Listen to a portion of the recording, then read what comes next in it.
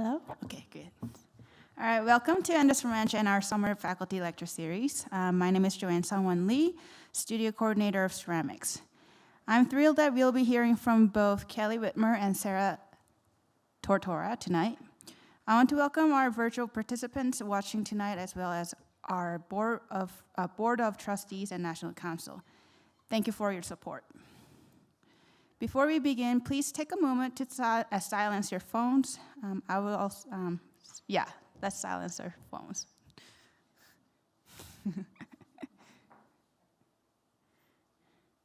All right. I would also like to, oh, never mind, we don't have orientation tomorrow. I want to start by recognizing that the Anderson Ranch campus resides on the traditional ancestral territory of Ute people who called the Roaring Fork Valley and beyond home for over 800 years.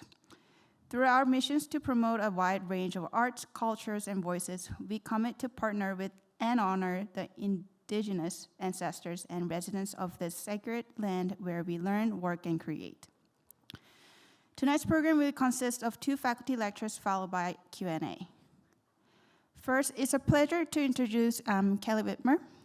Kelly Witmer is an artist working in a broad range of media in her studio in Joshua Tree, California. Most known for her abstract sculptures featuring kiln-formed glass, she recently exhibited at Museum of Southwest in Texas and the Oceanside Museum of Art in California. She received a BFA from University of Art in Philadelphia, Pennsylvania, and her public art installations can be found in Los Angeles, Santa Rosa, and San Diego, California. Please join me in welcoming Kelly.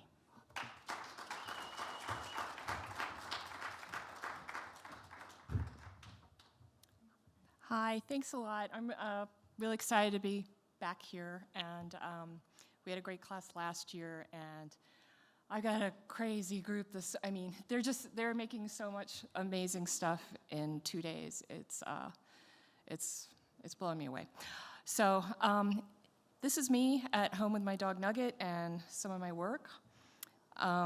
People often think that it's blown glass, but it's actually, I start with sheet glass and I heat it in the kiln, and so I'm using gravity to create these shapes.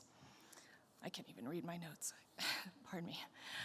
So this process is known as slumping, and I didn't actually invent slumping. It's a common technique and used to make bowls and vases, etc. And you can buy a bunch of commercially made plaster molds for this.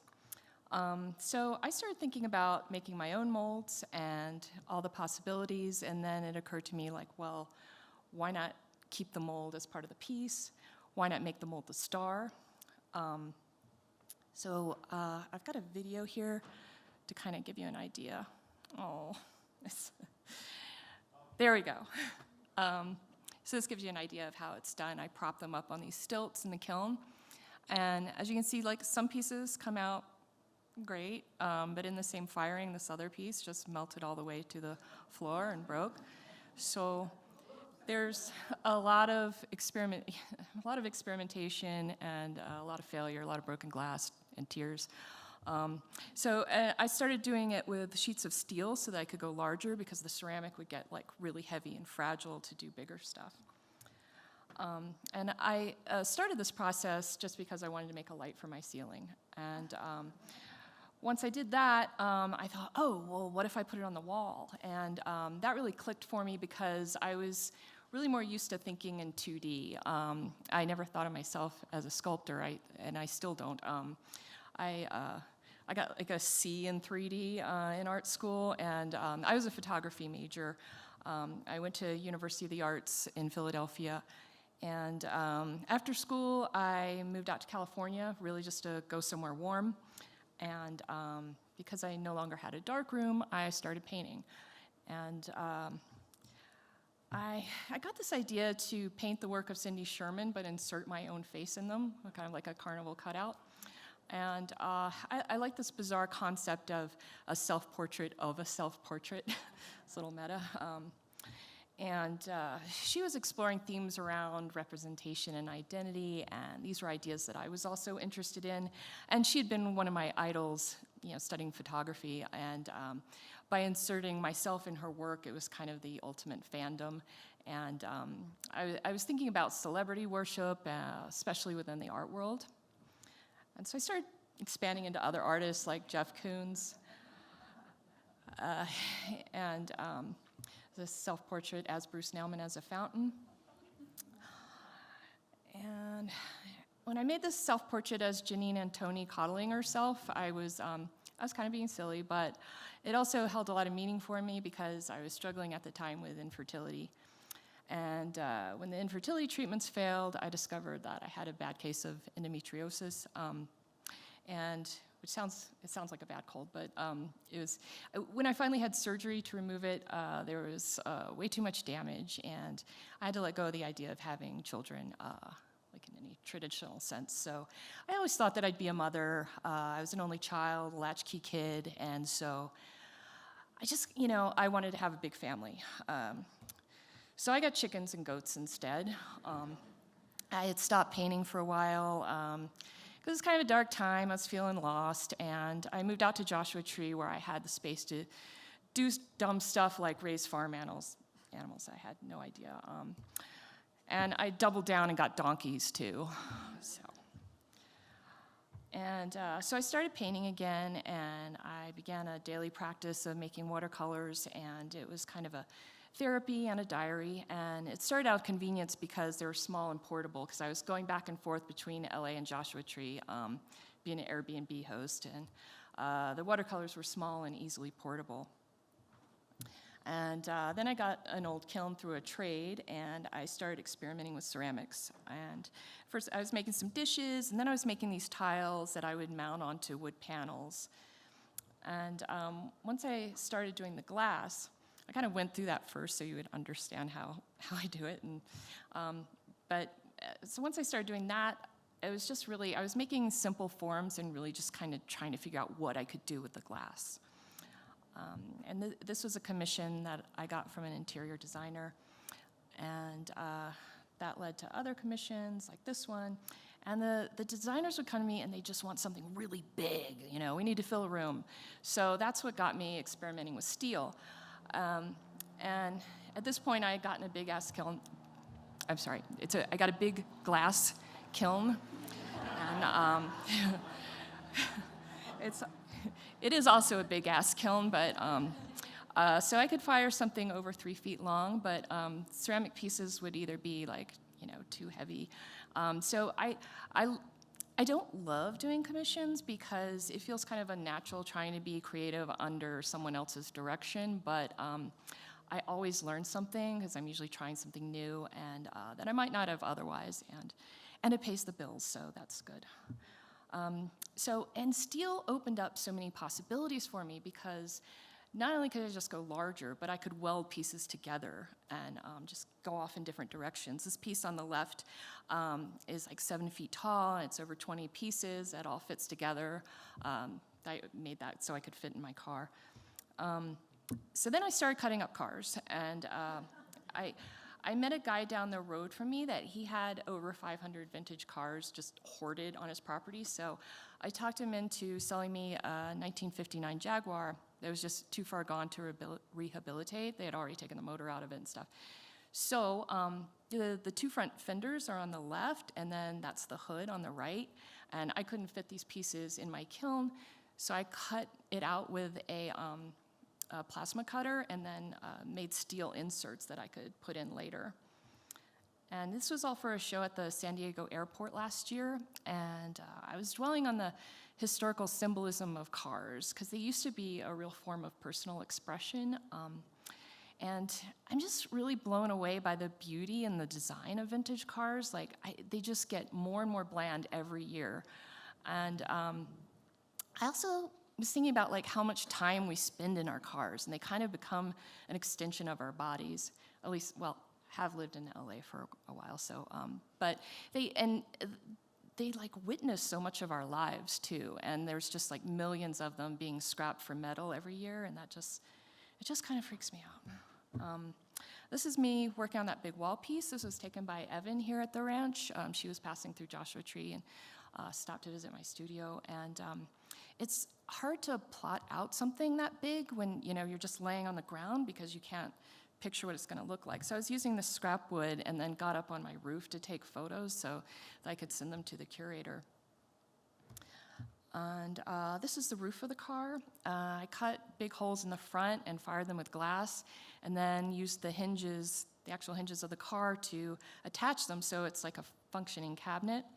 And inside are 2 columns covered in shag fur, and they're lit from within to feature a pair of glass cars, like as though they're these ancient prized idols.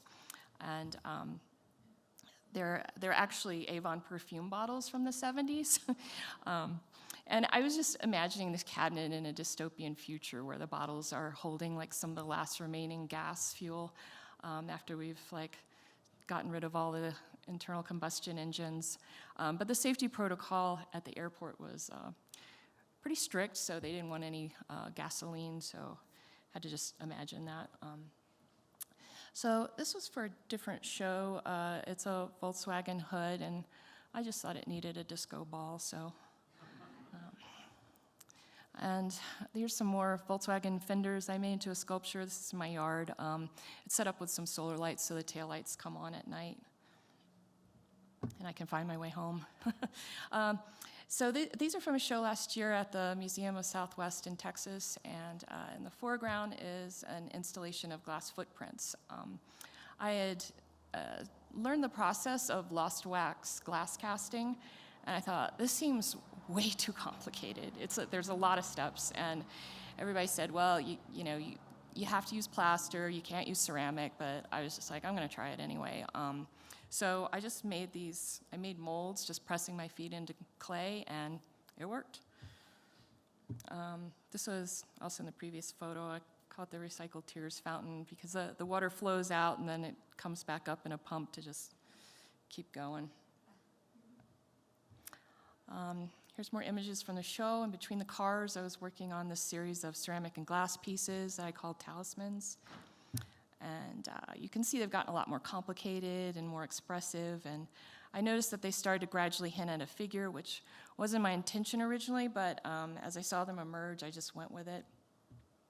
And they kind of resemble parts of the female reproductive system, and I think it's a way of purging past suffering.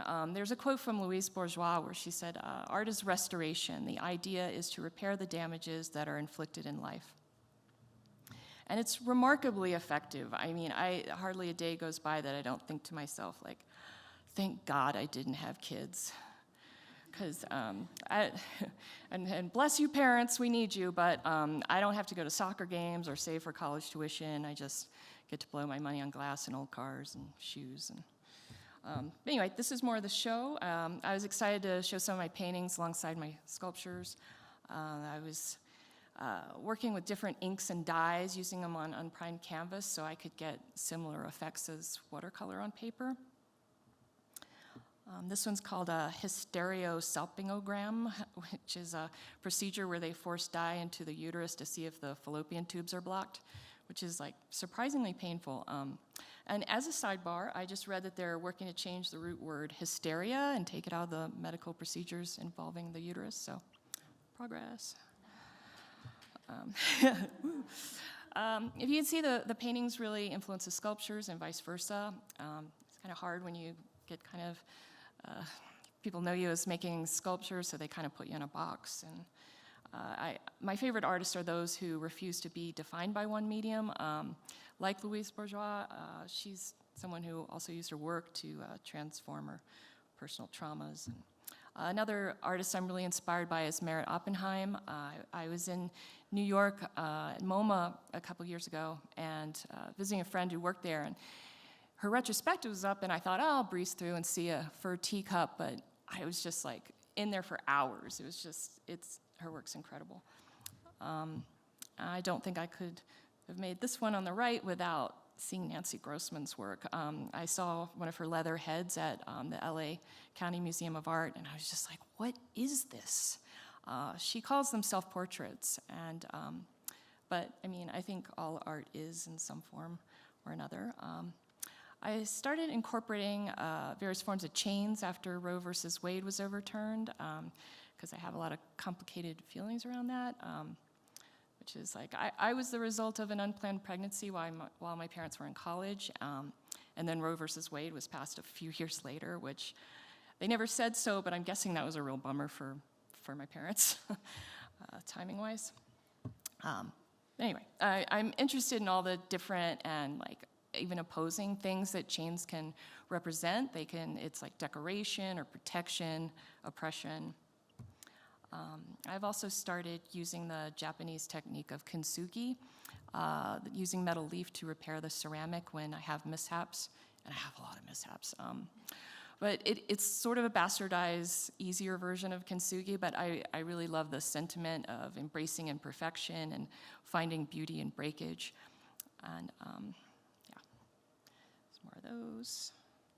And besides the bulging uteruses, there's a lot of spine-like forms in my work because I have this twisted scoliosis spine and some missing vertebra. And I think it might be my subconscious trying to fix these things by drawing on them.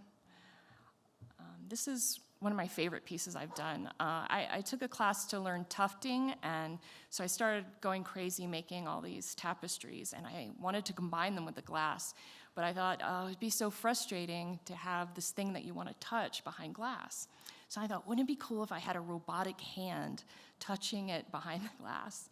So I got a friend to help me create a motor with the animatronics. And it creates this bizarre sensory disconnection because like it leaves you with this phantom presence of materials that you weren't actually able to touch. But so that piece got me interested in sensory perception and how the integration of the seen and felt tactile stimulation affects how it's processed in the brain. And so I started adding synthetic hair and fur behind the ceramic as a way to draw the viewer in and alter how they experience the work.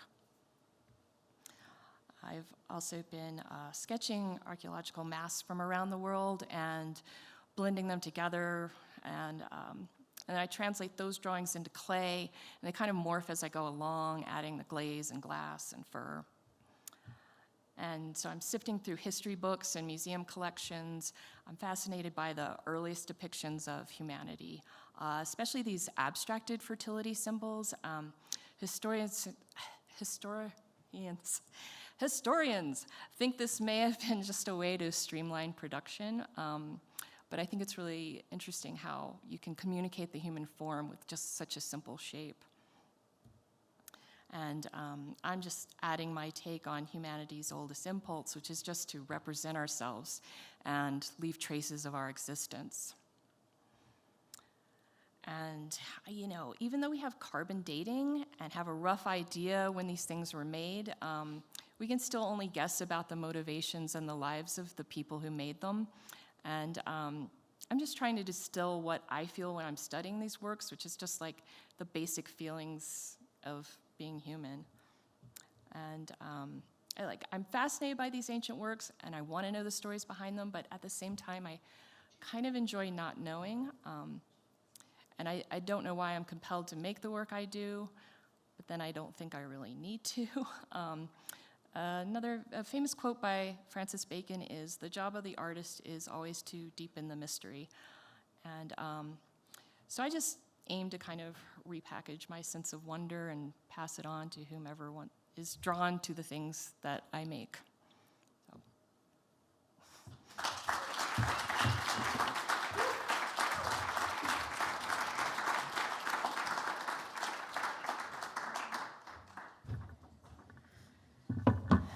Thank you, Kelly. It's a pleasure to introduce Sarah Tortora. Sarah Tortora is a visual artist, educator based in New York City. Through sculpture, writing, and digital photography, her work addresses classical archetypes and museological display, accepting the premise that every equestrian monument is truly a Trojan horse. She received an MFA from University of Pennsylvania and attended residencies at Skowhegan, McDowell, and Oxbow School of Art, among the others. She is represented by Ulterior Gallery in New York City. Please welcome Sarah Tortora.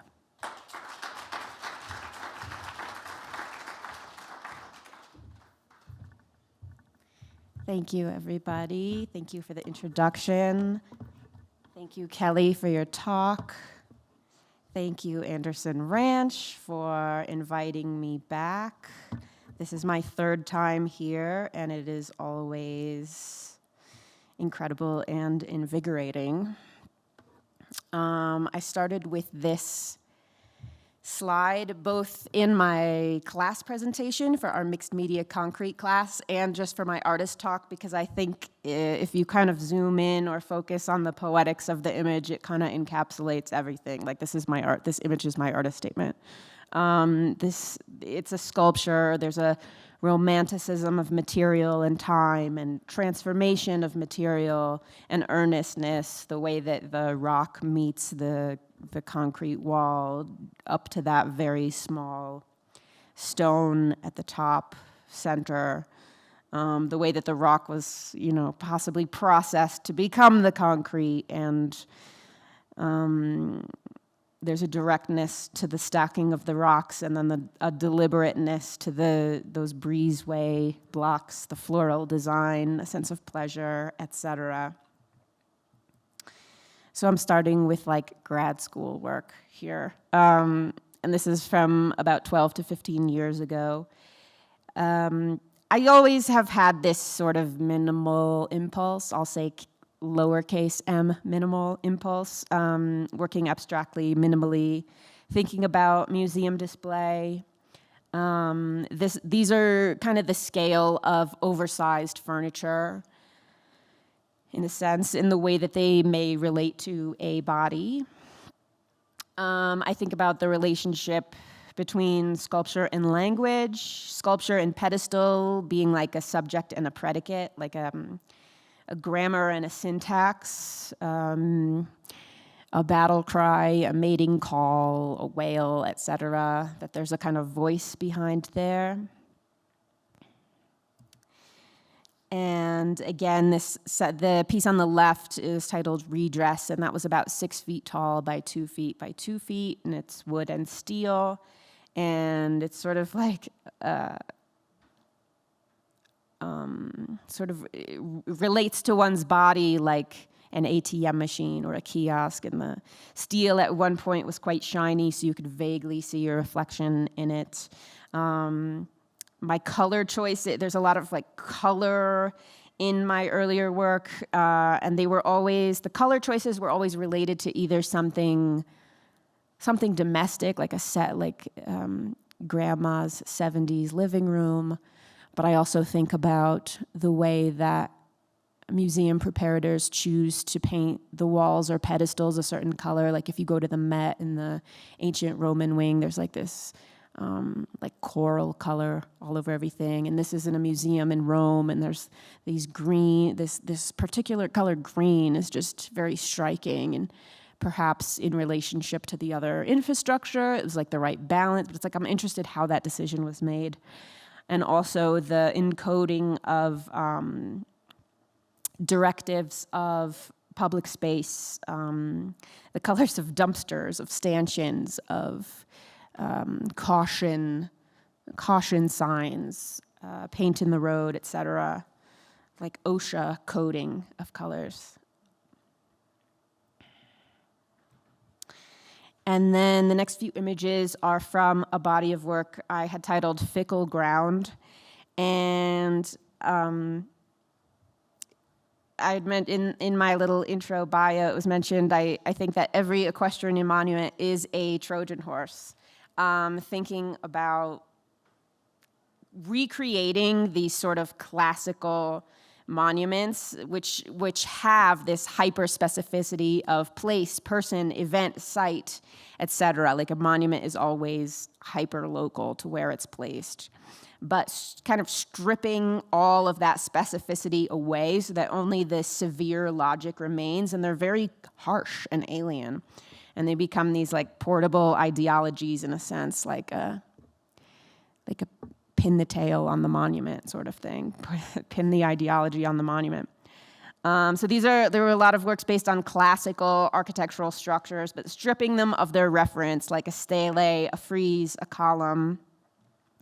And these are all architectural features that are imported into the US as reference to like early democracy.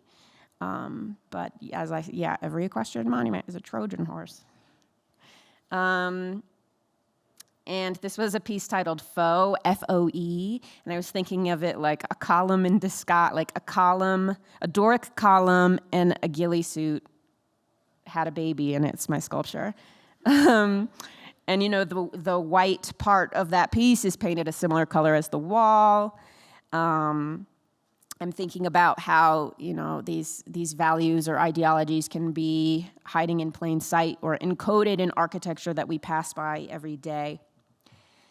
This was the reverse of that other larger piece, the kind of X, which is a prominent symbol in a lot of like modern painting or modernism. A lot of artists painted like these X forms. And for me, I was living all around, like I was living in Vermont and North Adams and the Northeast US, and maybe out here too, like that sort of X wooden framing of a barn door is like a good way to reinforce a barn door, but it was always this white X red paint. But it was also, coincidentally, the same idyllic barn motif was used to designate when a home or a property was condemned. So one is a positive and one is a negative, like this duality of meaning.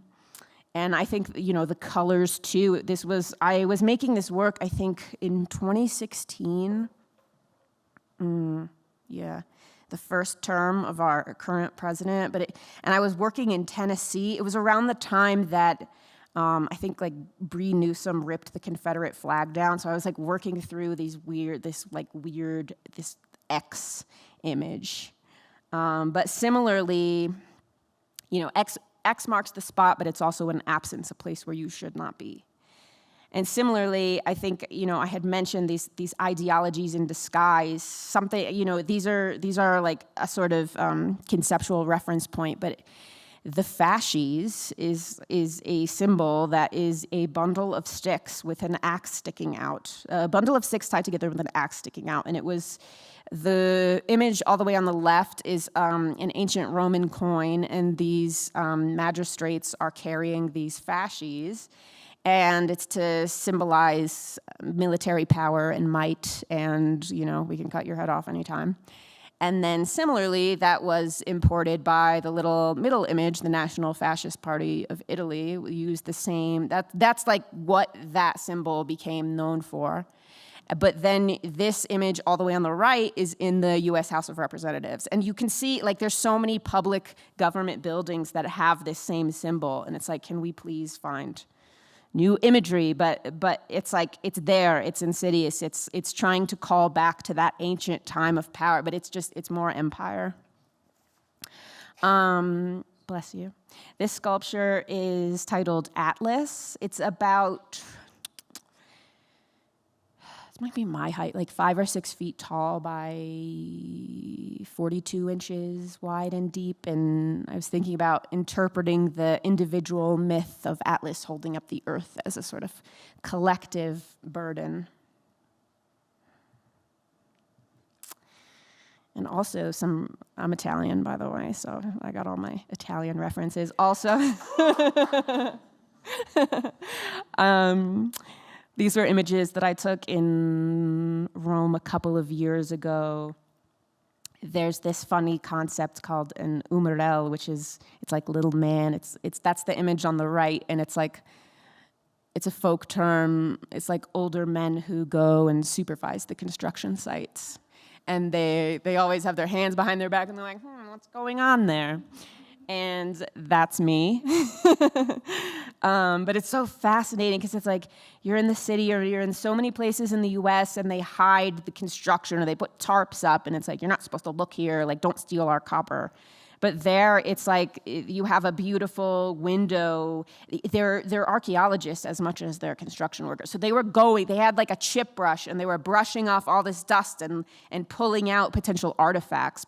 So this road, if you've been to Rome or you haven't been to Rome, there's like all the major ancient Roman structures that still stand, and Mussolini had just paved a giant boulevard through it, like destroyed a big part to like, oh, look at us in our automobile. Now we can go in our automobiles and look at all our glory. So when they were tearing up the road, I'm like, yeah, tear up the road. But it's like, all the things I love, where like urban planning and geological history and all these layers of history, where they intersect is at the construction site. It's always it goes back to my first slide of like the rocks and the concrete. There's this sort of romanticism, or, well, for me, there's a romanticism, but in seeing how, I don't know, there's like a beauty in it. There's like a persistence of civilization I'll talk about that in a second, a little bit more. But so the Parthenon is like being restored, I think, currently. There's, a lot of missing marble, and there's a painstaking effort to find marble that matches, that looks like it originally did. And one thing I hadn't realized when I first went there in 2019, because so many people were like, you're making this work, you have to go to Athens. You have to go to Athens. And so I found a residency in Athens. I was there for a month, and I was the only person at the residency, and I was like, I'm not going to be in the studio. I'm just going to walk around and take pictures and write, which is what I did. But I went to the Parthenon. I was like, this is a construction site. And it's like I had the color, my caution yellow ochre, which I love and overuse. I was like, it's everywhere. It's perfect. And it's like right there with the column. But I'm really interested in these ideas of ruins. I think it's kind of I think it's a misnomer. I think it's I don't believe in ruins. I don't believe in the concept of ruins. But there's these differentiations, like a living ruin versus a dead ruin. A living ruin is allowed to degrade. It's allowed to experience entropy, versus a dead ruin means like somebody decided at some point in time that this is where we're going to freeze time. We're going to freeze it at this place. And that's a value system that's linked to, maybe like the 18th or 19th century. What's worth the most to us at what particular time? And it's like you're always playing catch up. Like they're renovating the Parthenon, but to like what set of standards? There's like this weird inverse relationship that quantifies ruin. But of course, all the archaeology, the construction site, I had this body of work titled Witness Mark.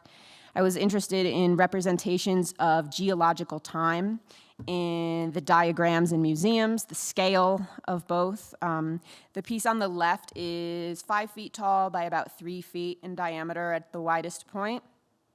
There's a steel armature that runs through the whole thing, and then it's covered in paper pulp, and which is tinted different colors of paint. And it's titled Yolanda for my grandmother. I don't know if I already mentioned that, but I see it as kind of moving forward and backward in time. It's a sculpture that's in the process of becoming. It's an armature in process of being covered, and at the same time, it's maybe deteriorating a little bit. Some more, so the piece all the way on the left and the upper right are my works, but here's, some other references.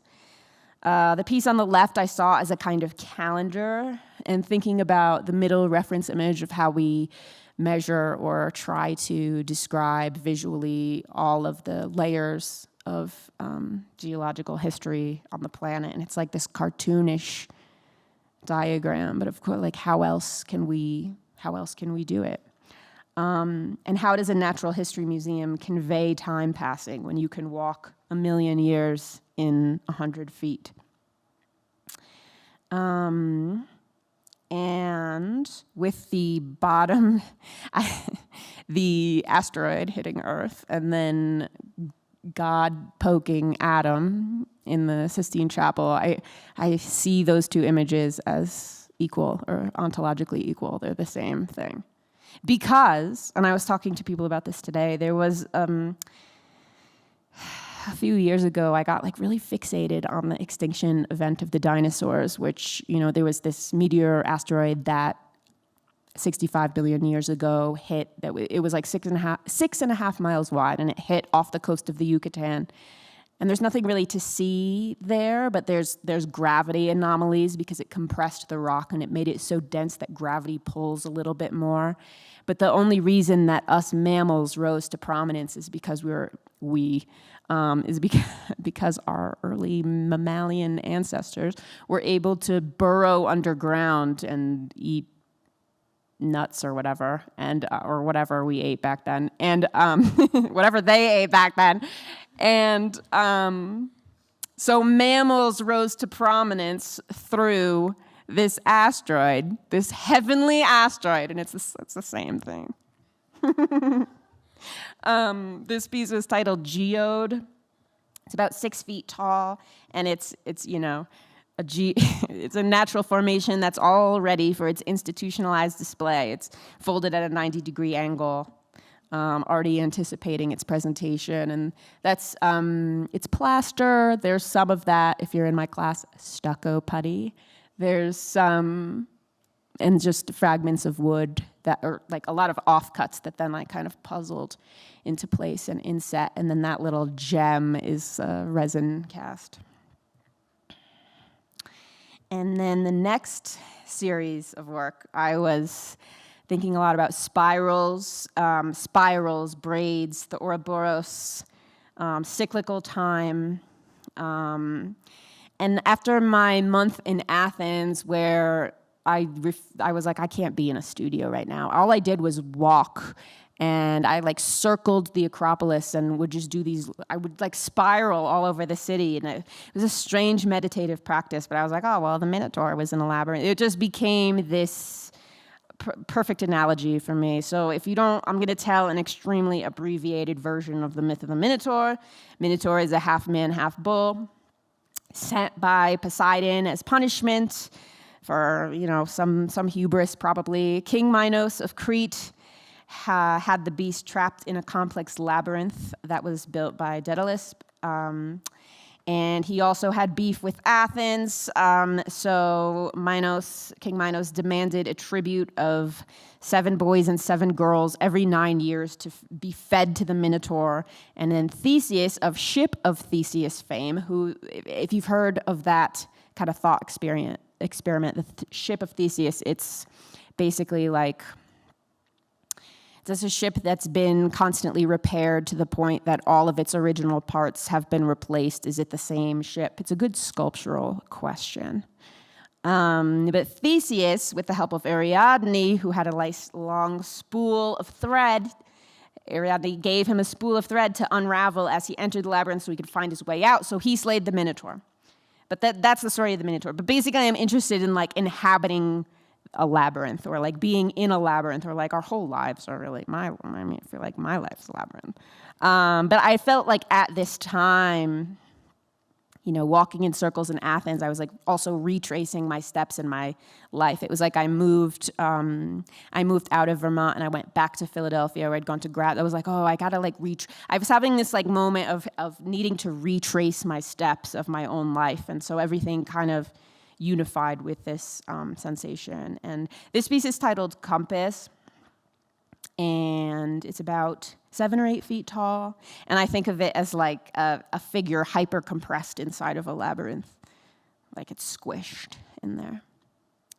This is a sculpture on the left that is also about 7 feet tall by 4 feet wide.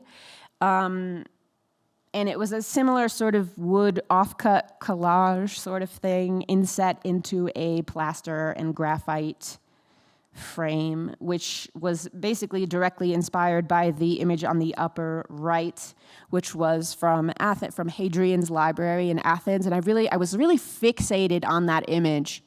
And then it was only like a year or two later that I realized the mirroring with this image of myself and my mother in the house that my mom and dad had built when I was however old I was, 5 or 6 or something.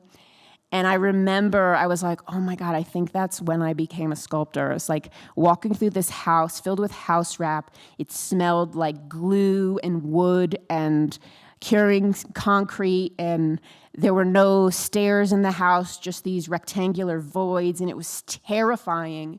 And I was like, I can't believe I'm gonna live here. And it was super sublime. And I was like, oh, that's it. That was the moment. So it's another like spiral.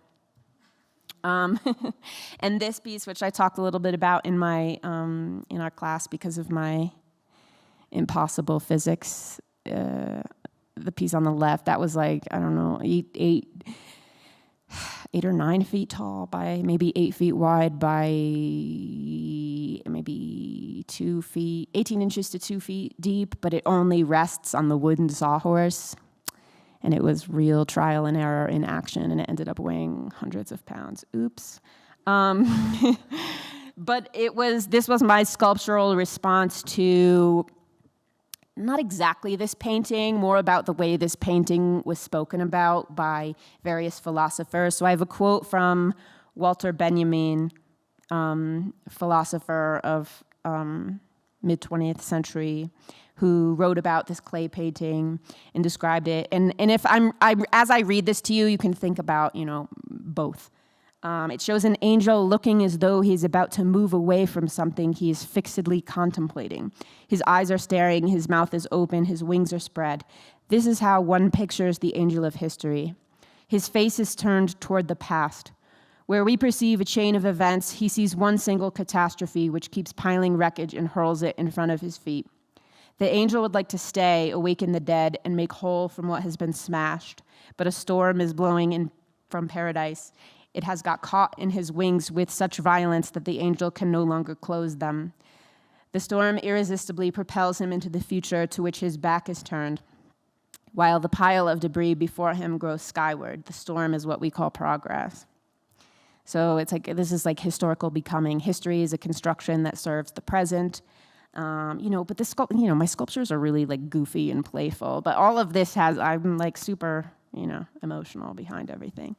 This is a piece titled Acropolis, which was a weird thing that happened to me in Athens. I kept mispronouncing the Acropolis as Acropolis, and I was like, okay, Sarah. And the top is drywall that's all cut and faceted, and then spackled together, and then the bottom is various chunks of concrete in various relief with different embedded objects. This piece on the left is titled Legend, thinking about the sort of key on a map, but also I like to embed a lot of crumbled sidewalk debris or asphalt from different places I've traveled to or been that's like clearly not functioning, it's trash. But I also had a bunch of, when I lived in Vermont, I lived near this historic asbestos mine located in the town of Eden, which was a candidate to be a Superfund site, but then it was denied because nobody wanted their property values to plummet. So if you go to Belvedere Mountain and you drive around it in Vermont, in Eden, you can see all these toxic mine tailings, like tumors on the mountain. But also where the asbestos grows or grew is also some of the finest garnets. So that is also super interesting to me. So I have a lot of like garnet crumbles that I put in my sculpture sometimes. I'm a little over time, so I'll just speed up a little. When I was in Athens, I was talking, I was writing, thinking about metaphor as a linguistic construct, and also a creation myth. So metaphor as a linguistic tool suggests the future. Its literal roots mean to carry across or to bear forward, but there's also another root meaning which means to bear children. So I was thinking about this idea that metaphor is like a nurturing of the future, or like you're trying to connect different ideas to like move forward or like propel. It's that progress thing again. So I was just looking at examples of the built environment that were both ancient and contemporary, and I'm like, well, one day this will all be kind of equalized. And the image on the left is, just a sidewalk people walk down, and it looks just as, quote unquote, ruinous as the other ancient sidewalks. And then this brings me more to my current work. I'm still inspired by that trip, which was 6 years ago. But I was thinking about a spiral that's undercut in a stone, like a sword in the stone, but you can't pull it out because it's like a sculptural joke in a sense. But then it became like, oh, these are actually two interlocking spirals. Oh my God, it's DNA. And I love that illusion. I like this sculpture. I built it well, so it's gonna stay in storage for a while. And then, okay, I have to give a big shout out to Anderson Ranch because I had never been into ceramics or had the patience for it or understood how I could bring it into my own work. And then the first time I was here in 2022, I remember I walked into the ceramic shop. I was like, oh, I get it. I get it now.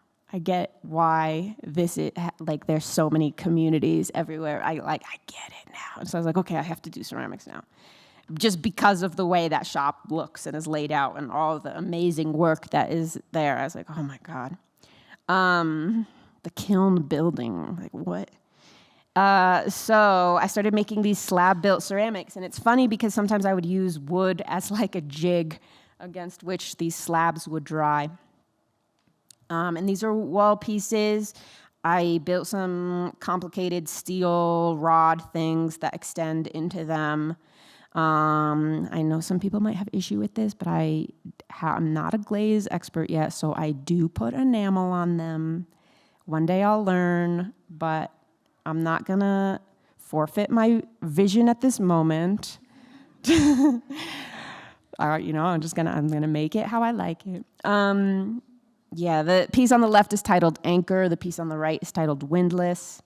Here's a couple others. There are intersections of ceramic slabs and wood. And then this is my last image. This is the last largest piece that I finished last year. And it was the image on the right is based on some of the spare slabs of marble that was stored on the Acropolis for the Parthenon renovation. And I was like, well, that's just a perfect sculpture, just as it is. So then I made my own stone slab sculpture, which is funny. It's like a sculpture of the material that you make the sculpture with. And I inlaid the ceramics, and the sort of skids that they rest on they're like the black that you see in that spiral is all hollow, it's hollow wood that I built out.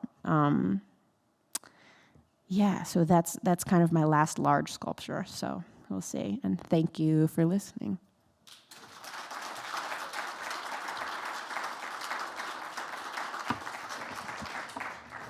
Thank you, Sarah. So we have any questions? I could bring a mic over.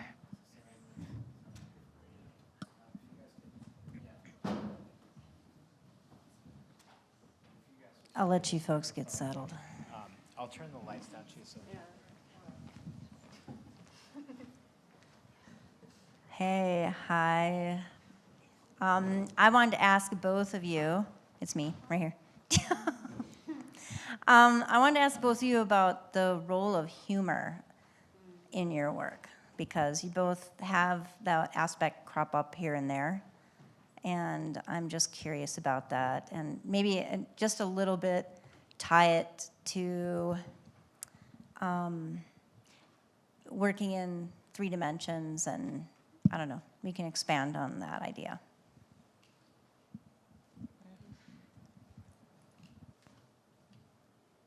I know. Yeah. I know me. It's not intentional. It's never intentional. It just, and I think when I try to make it funny, it doesn't work. It's like, it's too heavy-handed. It's innate. I'm a goofy person. I think that some of the ways that I play with expectations of gravity inherently become like cartoonish. It's almost, there's like a Looney Tune, like the Wile E. Coyote. I mean, there's some great sculptures between Wile E. Coyote and Roadrunner. If you you can freeze frame, and I'm like, oh my God, that's such a good sculpture. But it's based in, I don't know, maybe a kind of pleasure, maybe a kind of joy, maybe kind of silliness, awkwardness, and awkward. I think there's like the root of awkward is like it's like about moving unsteadily, but yeah, it's not. I can't try for it though, because then it's flat. That's all I got. Yeah, no, that's true. It's like, can't try for it. But yeah, I mean, humor's just a big part of my life, you know? It's just, I don't know. And I'm mostly laughing at myself, so. Yeah, I don't know. It just, and so and I've had like several people say like, oh, your work is funny. Like, I mean, and I'm like, I didn't think it was. So maybe, I don't know, it comes out somehow. But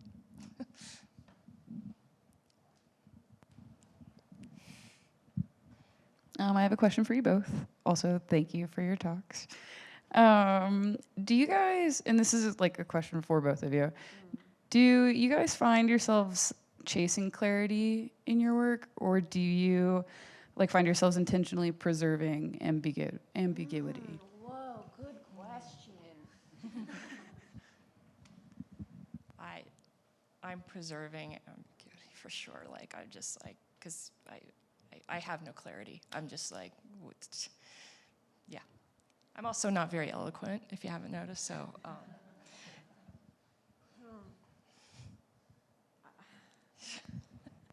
That's a very well-worded question. I didn't touch it, I swear. It's a very well-worded question. I think I know, it's gonna be a sad answer, but it's like I know that clarity, like pure clarity, it's never gonna come. I always say that like making sculpture or making art is like, I'm orbiting the mystery. I think you said something like that too, maybe in your talk, or maybe somebody did, or someone I was recently, all the conversations are blurring.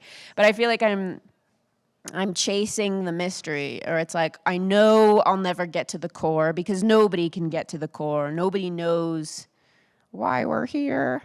So it's like, it's the ambiguity. It's like, the ambiguity is always there. We don't know what's in the universe. So I'm orbiting I'm orbiting an attempt at clarity, but knowing it's not there. It's just like I'm finding a different shadow every time or something. Any other questions? Hi, I really, really enjoyed both of your talks a lot. One thing I was curious about with you, Sarah, is it seems like you were talking about moving around in your life at different places, and but then the work is, some of it so heavy and so big, and like I was wondering if like at certain points in your practice, is it like, does it become collaborative from necessity because of just like, how do you handle move these these pieces that you've made, like just the logistical, and I'm really interested in that. I was wondering that too. Those things. I'm very stubborn. And it's like sometimes I would just build things directly on a dolly and move it around myself. I'd always, like, TaskRabbit is wonderful. Like, friends are over it. My friends are over it. They don't want to help me anymore. I don't blame them. And it stresses me out too much when people are, like, complaining about moving I'm like, oh, you don't want to be here? Okay. Like, I'd rather just, but does it become collaborative by necessity? I mean, with the places that I show or the places I work with, but there's usually there's usually, hopefully, it's like a fun problem to solve. Like sometimes I have to build a cart that matches the side of a sculpture that has like heavy duty wheels, so I could just tilt it back and scoot it along. And I know to get the truck with a lift gate, not the ramp. It just becomes another technical set, I guess. But I mean, yeah, ideally, I have wanted them to be, I've thought about like, oh, making a bunch of sculptures that are kind of like a procession, that are more like participatory, or even public art, but it's just, it hasn't happened yet. All right, one last question. Well, thank you for your talks, both of you. Very interesting. Can I ask, had you always wanted to be artists? Was that always your ambition in life?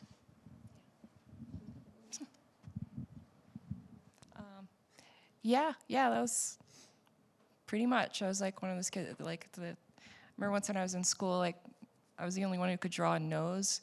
And like, so like this other kid was like, oh, will you draw the nose for me? And I was like, yeah, and I look up and there's like a line of kids with their papers like wanting me to draw the noses until the teacher was like, hey, draw your own noses. So,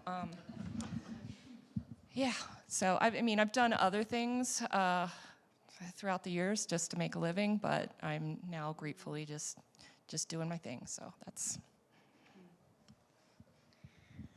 I think that I've been recently described, I think I've been asked this a few times recently, and I think my answer has been, well, I've always been a creative misfit. And it was like, I didn't know that it would necessarily be art. I was always into kind of crafting, but it also came, and maybe this is related to the humor, but have always been kind of a prankster.